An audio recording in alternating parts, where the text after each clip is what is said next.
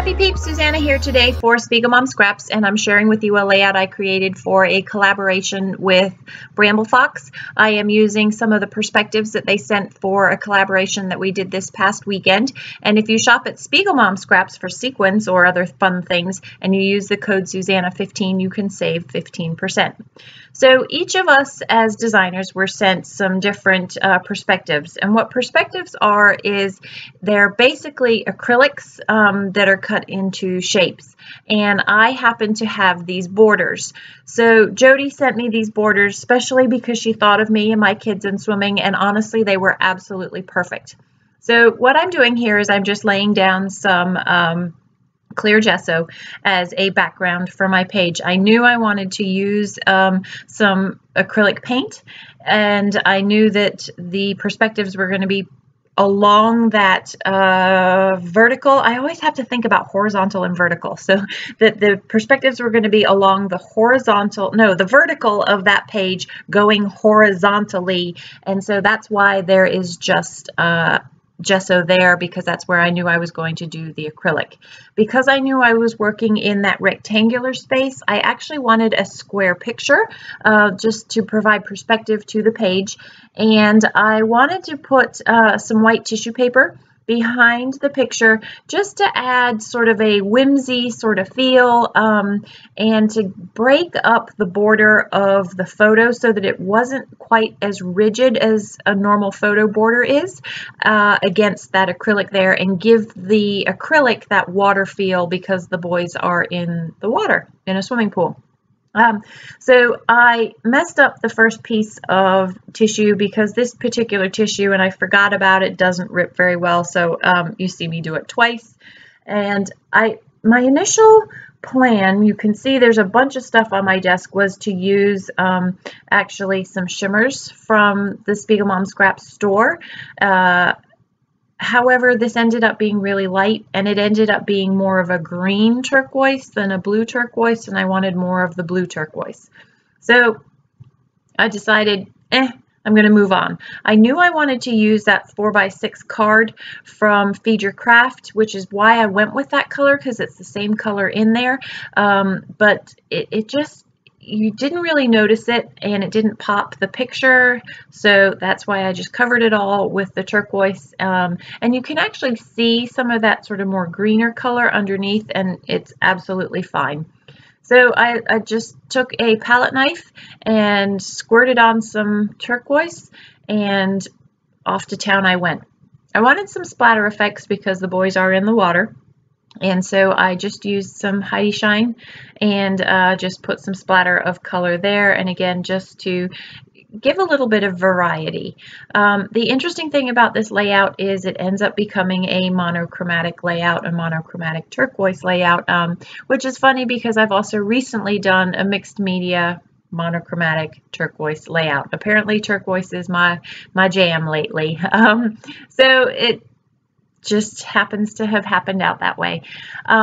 So I also now have some texture paste, and I am putting it through a Tim Holtz stencil, and these sort of look like waves. And again, the whole idea with the mixed media for me in this particular layout is to just create a background that makes it look like a swimming pool. And that's what the white mixed media is there. It kind of breaks up some of that turquoise and gives you that same sort of color palette. So I'm going to use that 4x6 card to kind of frame the photo and give your eye actually a little bit of a break from all of that stuff. The mixed media stuff is all still wet behind the palette, behind the photo, but I am not a very patient person, and I want to keep going. I'm on a roll with this layout, so I'm just going to stick things and make sure that I don't stick my hand in the acrylic, which I am well known to do. So that perspectives from Bramble looks like a cloud to me. It's kind of an asymmetrical scallop border, and I really wanted to put it above the photo so that you had the cloud effect of the boys in the pool and then the sky up above. But the way I had put the acrylic, you couldn't see the perspectives. It didn't stick out. They were tone on tone. So in order to give a little bit of contrast, I literally just used a mechanical pencil and traced the outline of those scallops, and voila, there's a white border behind it. And I'm going to use some liquid adhesive, some Scotch Quick Dry behind that perspectives to stick the perspectives onto that white piece of cardstock that I traced the outline of the perspectives onto. So there you have a long, elongated cloud up in the sky above the boys in the pool there. So that's where the first perspective is going to go. And then the second one is going to go down the bottom. I had toyed with the idea of two so that it was like a series of waves, but I didn't like it. I liked just the one. And I knew that I needed a space, A, for journaling, and B, for a couple of other embellishments, because while the page looks cool, it also would look cooler with something else there to embellish it. So this is a collab with SpiegelMom Scraps and Bramble Fox. So of course there has to be some sequins or some SpiegelMom Scraps, something on there, right? So I went with the sequins. And the sequins is, I didn't do a shaker. I actually had toyed with the idea of doing a shaker. But what I ended up just doing was putting sequins literally scattered throughout the page, and again to kind of look like the bubbles that you would find in underwater in the swimming pool, and that's what that ends up being there. So I use my typical technique of laying down sequins where I put a blob of glue, I use the tip of the fine tip applicator to pick up the sequins and then drop it down into that glue blob there. I typically do trios of trios, and I did add a few more here because the layout is a little bit more, I'm going to go with the word random. It's not quite as gauged as a lot of my layouts are, and so I felt that by adding more sequins I was able to kind of add to that more laid back feel than my usually more structured feel that I have on my layouts there. So again, sticking with that monotone, monochromatic layout, all of the colors worked perfectly for this. It does take a while for the perspectives to dry when you use the liquid adhesive, and because they are heavier than most elements, you do kind of need to hold them down a little bit to make sure that they adhere to your page. So I felt like the layout wasn't very grounded, and so I wanted a strip on the top and on the bottom of my page, and so I just reached into my scraps. I save scraps and I save them in a Roy G. Biv color scheme, and it was easy to reach into my teal or turquoise and pull out the colors that complemented.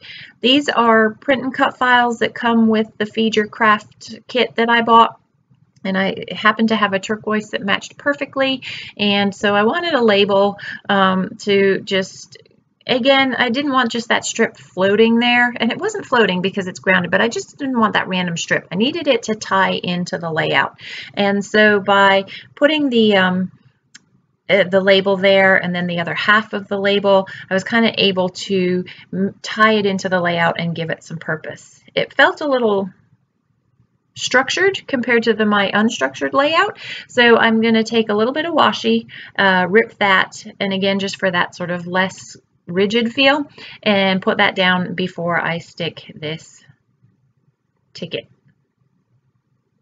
And I am going to write the date and do a little bit of journaling there. And then I felt that the top needed something, and so I'm just going to cut it the same width because I literally eyeballed it. It was just kind of this random size, and that is going to go up the top there. So that there's some symmetry between the top and the bottom, and your eye moves between those top and bottom pieces. just add a little bit more sequence to that. So that, my friends, I'm going to add a few more things, just some stars. I've been using a lot of stars and hearts lately, and again, just for a little bit more interest to the page, and kind of to the stars kind of guide your eye down through the page along with the sequence as well. You can see how I created that visual triangle there. So that is my video. I hope you enjoyed it. If you have any questions, please don't hesitate to leave them in the box down below.